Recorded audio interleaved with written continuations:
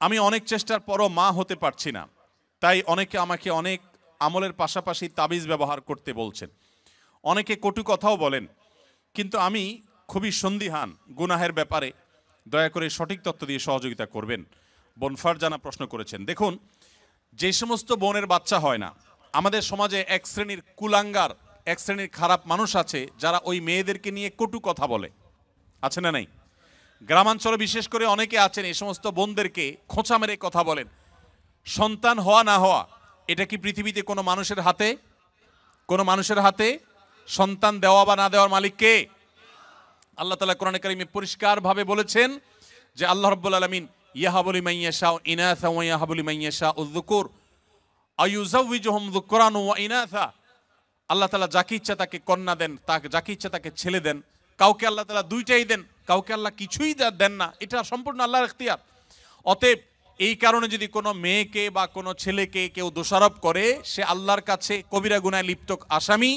যদি সে মুখে দাঁড়িয়ে থাকে, সে যদি হাজী সাহেব থাকে, সে যদি মসজিদের সভাপতি সেক্রেটারি হয়, সে যদি আলেম ইমাম সাহেবও হয়, তারপরে সে আল্লাহর কাছে অপরাধী এবং ক্রিমিনাল, বিকজ সে একজন নির্দোষ মানুষকে সে দোষ দেওয়ার চেষ্টা করেছে। এজন্য খবরদার, সন্তান হয় না, সব ছেলে হয় অথবা সব মেয়ে হয়, এজন্য মেয়েদেরকে অথবা ছেলেদেরকে কাউকে কোনো দোষ দেওয়া যাবে না। এটা সম্পূর্ণ আল্লাহর ফয়সালা। এর পাশাপাশি বোন যেটি জানতে চেয়েছেন যে সন্তান না হওয়ার জন্য আপনাকে বিভিন্ন আমলের কথা বলেন। বিভিন্ন আমল আপনি করতে পারেন। কোরআনে কারিমে বিভিন্ন আয়াত আছে, যে আয়াতগুলো আমল করার মাধ্যমে, পাঠ করার মাধ্যমে, সেগুলো পড়ে পানিতে ফু দিয়ে খাওয়ার মাধ্যমে বিভিন্নভাবে সন্তান আল্লাহ তাআলা দান করেছেন। বিশেষ করে আমি আপনাকে কোরআনের আমলের কথা বলতে চাই। আপনারা জানেন আল্লাহ নবী ইব্রাহিম আলাইহিস সালাম, তাকে আল্লাহ তাআলা বার্ধক্যে সন্তান দিয়েছেন, বৃদ্ধ বয়সে সন্তান দিয়েছেন। আল্লাহর আরেক নবী জাকারিয়া আলাইহিস সালামকে আল্লাহ তাআলা বৃদ্ধ বয়সে সন্তান দিয়েছেন, যে বয়সে সন্তানের আশাই তারা ছেড়ে দিয়েছিলেন, নিরাশ হয়ে গেছেন যে এই বয়সে সন্তান হবে না। ঠিক তখন আল্লাহ তাআলা অলৌকিকভাবে সন্তান দিয়েছেন। তারা আল্লাহর কাছে সন্তান চেয়ে দোয়া করেছেন। সেই দোয়াগুলো আপনিও করতে পারেন, স্বামী স্ত্রী উভয় নিয়মিত করতে পারেন। তার ভিতরে একটা দোয়া হলো রব্বি হাবলি মিনাস সলিহিন, আল্লাহ আপনি আমাকে নেক সন্তান দান করেন। এই দোয়া বেশি বেশি পাঠ করবেন। এমনকি যাদের সন্তান আছে, আবারও সন্তান হবে সে আশা রাখেন, আপনিও আল্লাহর কাছে দোয়া করবেন, রব্বি হাবলি মিনাস সলিহিন। আমার সাথে বলেন সবাই, রব্বি হাবলি মিনাস সলিহিন। এর অর্থ হলো, হে আল্লাহ আপনি আমাকে নেক সন্তান দান করেন। মনে রাখবেন, আপনার ছেলে মেয়ে, আপনার সন্তান সন্ততি যদি নেক হয়, আল্লাহ ভীরু হয়, তাদের মধ্যে যদি আল্লাহর ভয় থাকে, তাহলে সেক্ষেত্রে এই সন্তান আপনার জন্য সবচেয়ে বেশি উপভোগ্য হবে, আপনার দুনিয়ার জীবনকে জান্নাতে পরিণত করবে, আখিরাত তো আছেই। এই জন্য নেক সন্তান আল্লাহর কাছে সবসময় কামনা করবেন। সন্তান যদি অমানুষ হয়, এর চাইতে বড় দুর্ভাগ্যের আর কিছু হতে। আমি জাপানে গিয়েছি, সেখানে দেখেছি, এখানকার কালচারও আপনারা আমার চাইতে আরো ভালো জানেন। অনেকেই আছেন একটা কুকুর সাথে নিয়ে তাদের দিন যাপন করে, আছে না নাই? আপনাদের চোখের মধ্যে পড়ে কি পড়ে না?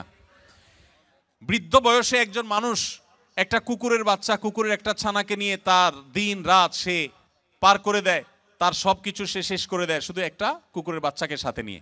এই জিনিসটা কি আমাদের জন্য খুব কাঙ্ক্ষিত না অনাকাঙ্ক্ষিত বলেন তো? এটা কি কাঙ্ক্ষিত? এরা কেন এরকম করে? কারণ ওই যে সন্তান সন্ততি নাতিপুতি তাদেরকে হাতের কাছে পায় না। মানুষ আদর করতে পারলে কেউ তো আর পশু আদর করে থাকতো না ভাইরা আমার। এই জন্য আপনাদেরকে আমি বলতে চাই, নিজের সন্তানকে যদি ঈমান শিখান, তাওহীদ শিখান, মনে রাখবেন পৃথিবীতে ঈমানদার কোন সন্তান তার বাবা মাকে বার্ধক্যে রেখে দূরে চিরকালের জন্য সম্পর্ক ছিন্ন করে চলে যেতে পারে।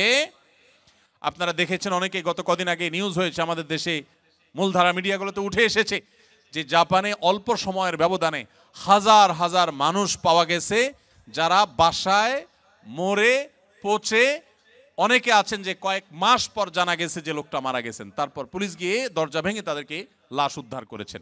কারণ তারা একাকী থাকতেন, কেউ সাথে থাকতো না। এর চাইতে বড় বেদনার, এর চাইতে বড় যন্ত্রণার, এর চাইতে বড় কষ্টের আর কি হতে পারে যে বার্ধক্যে এসে তারা কোনো মানুষ পাবে না।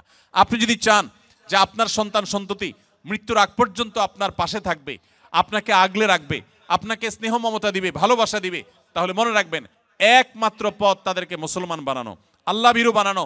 আপনি যদি তাদেরকে বিজ্ঞানী বানান, সায়েন্টিস্ট বানান, আপনি তাদেরকে শিক্ষিত বানান, বড় ব্যবসায়ী বানান, বড় পদাধিকারী বানান, কিন্তু ঈমান শিখান নাই, তাওহীদ শিখান নাই, তাকওয়া শিখান নাই, ইসলাম শিখান নাই, আমি শপথ করে বলতে পারি আপনার এই সন্তান আপনার বিপদের কারণ হওয়ার সমূহ সম্ভাবনা আছে। এই জন্য সন্তান নেক হোক আমরা সবাই চাই কি চাই না বলেন? তাহলে দোয়া করতে হবে।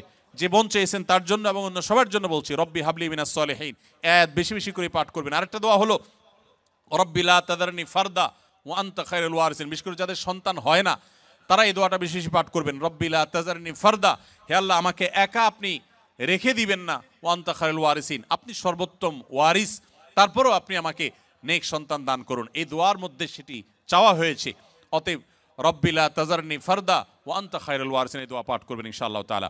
এর বাইরেও আরো বহু দোয়া আছে, রব্বি হাবলি মিন লাদুনকা যুররিয়াতান তাইয়্যিবা, রব্বি হাবলি মিন লাদুনকা যুররিয়াতান তাইয়্যিবা, আল্লাহ আপনার পক্ষ থেকে আপনি আমাকে পবিত্র এবং ভালো সন্তান দান করেন, ইন্নাকা সামিউদ দুআ, আপনি দোয়া শ্রবণকারী।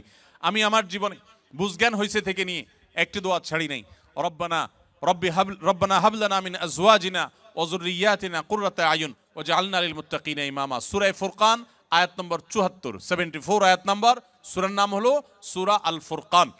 এই আয়াতে যে দোয়া আছে, এখানে যারা অবিবাহিত আছেন তারা এই দোয়া এখন থেকে পাঠ করতে পারেন। আল্লাহ তাআলা নেক বা ভালো স্ত্রী যদি জীবনে না দেন তো আপনার জীবনে অনেক কিছু হওয়ার পরও সুখ শান্তি আপনি পাবেন না। সো নেক স্ত্রী এবং মেয়েদের জন্য নেক স্বামী, এই উভয় পক্ষের জন্য একই দোয়া, কমন দোয়া, আপনারা দোয়াটা পড়তে পারেন নেক সন্তানের জন্য। আমি জীবন দোয়া চেয়েছেন, পরামর্শ চেয়েছেন, তাকে বলবো এই দোয়াগুলো আপনি বেশি বেশি পড়বেন। সূরা ফুরকানের 74 নম্বর আয়াত, এর বাইরে আরো 3টা দোয়া পড়েছি, রব্বি হাবলি মিনাস সলিহিন, রব্বি লা তাজারনি ফারদা ওয়া আনতা খায়রুল ওয়ারিসিন, রব্বি হাবলি মিন লাদুনকা যুররিয়াতান তাইয়্যিবা ইন্নাকা সামিউদ দুআ।